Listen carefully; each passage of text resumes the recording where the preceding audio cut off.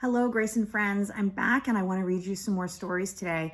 I thought I would start with a classic, Dr. Seuss. He's just mostly awesome all the time.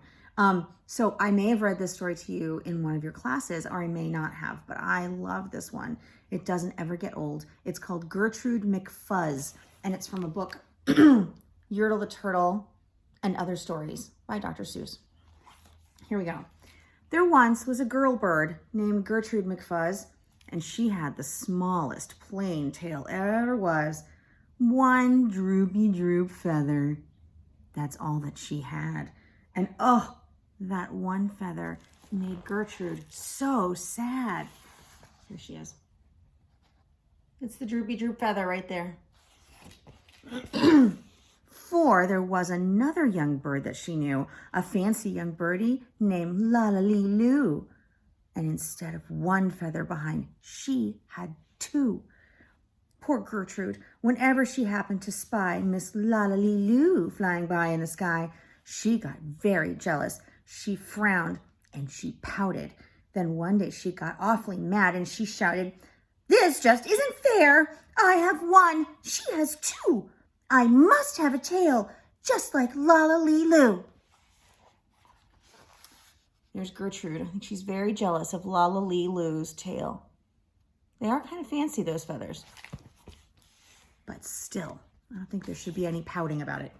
So she flew to her uncle, a doctor named Dake, whose office was high in a tree by a lake, and she cried, "Uncle Doctor, oh please, do you know of some kind of pill that will make my tail grow?" "Tut, tut," said the doctor. "Such talk, how absurd! Your tail is just right for your kind of a bird." Then Gertrude had tantrums. She raised such a din that finally her uncle, the doctor, gave in, and he told her just where she could find such a pill, on a pillberry vine at the top of a hill.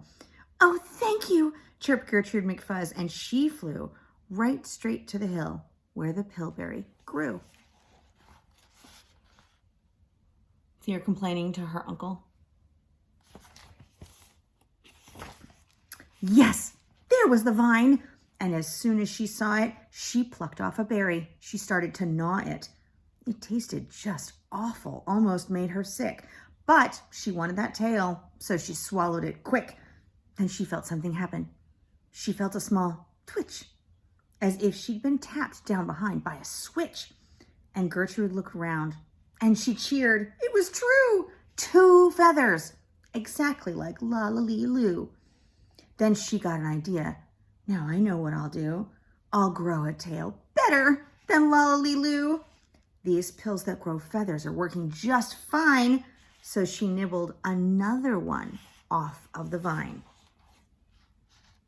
Look at that. That is very fancy. Okay, what happens when she eats another pillberry pill? Let's see. She felt a new twitch. And then Gertrude yelled, "Whee! Miss Lala has only just 2. I have 3. When La-la-lee-loo sees this beautiful stuff, she'll fall down right flat on her face. Sure enough, I'll show her who's pretty. I certainly will.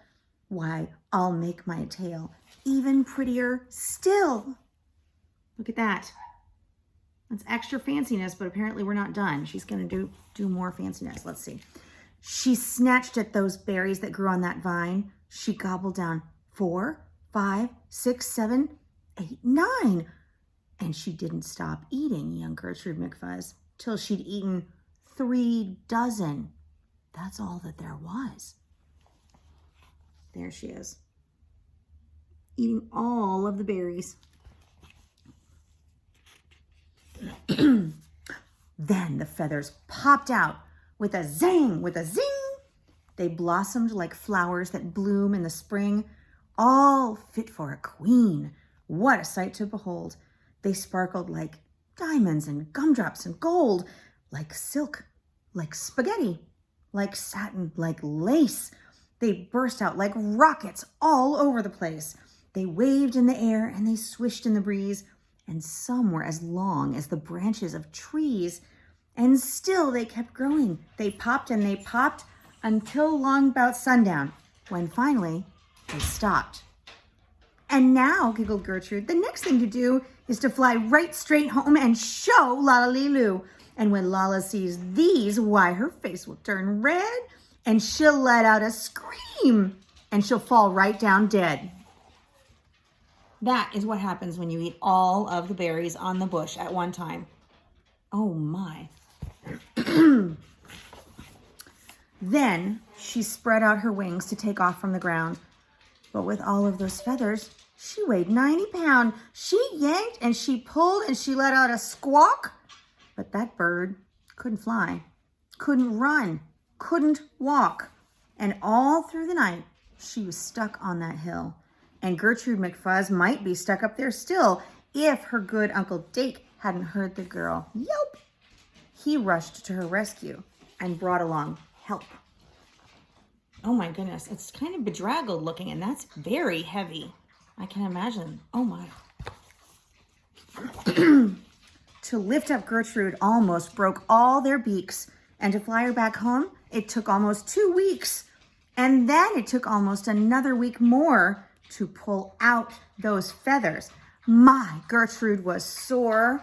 Look at all these birds helping her get home again because Uncle Dake came to rescue her.